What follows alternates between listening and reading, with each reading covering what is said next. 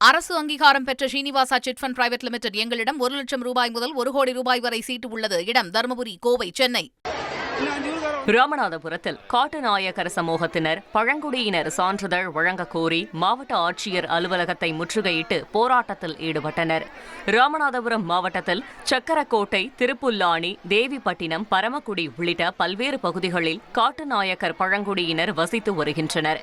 இந்நிலையில் தங்களுக்கு உடனடியாக சாதி சான்றிதழ் வழங்கக் கோரி ஆட்சியர் அலுவலகத்தை முற்றுகையிட்டனர்.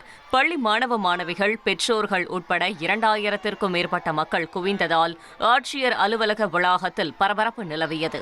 ஒரு 546 பிள்ளைங்க இன்னும் ஒரு 10 வருஷத்துல படிச்சுட்டு மேற்படிப்பை தொடர முடியாம 10க்கு மேல போக முடியாம ஜாதி சான்றிதழ் இல்லாம எல்லாமே ரோட்ல தான் தெரியும். இன்னைக்கு எங்களோட அடிப்படையான கோரிக்கை என்னன்னு கேட்டீங்கன்னா, கட்டாயமாக இந்த அரசு உடனடியாக எங்களுக்கு காட்டுநாயக்கன் பழங்குடியினர் அப்படின்ற ஒரு ஜாதி சான்றிதழ் எங்களுக்கு வழங்கணும். நம்ம ஒரு ஸ்கூலுக்கு போறா எங்களுக்கு ஒரு சாதி சான்றிதழ் கேக்குறாங்க, கல்லூரிக்கு போனாலும் ஒரு சாதி சான்றிதழ் கேக்குறாங்க, அடுத்து வேலை வாய்ப்பு தேடி போனாலும் எங்க மக்கள் ரொம்ப கஷ்டப்படுறாங்க சாதி சான்றிதழ்.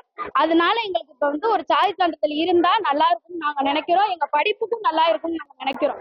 எங்க சமுதாயத்துக்கும் நல்லா இருக்கும்னு நினைக்கிறோம் நாங்க. அதனால எங்களுக்கு சாதி சான்றிதழ் வேண்டும். எங்க அப்பா அம்மாவை பார்த்த வேலை எச்சில் எடுக்கிறது, குப்பை பறக்கிறது, அப்புறம் வேட்டையாடினாங்க. இப்ப அந்த தொழில் எல்லாம் அதை விட்டுட்டாங்க. இனி நாங்க தான் இருக்கோம். நாங்க படிச்சு நாங்க வேலைக்கு போனாதான் எங்க அப்பா அம்மாவை காப்பாற்ற முடியும்.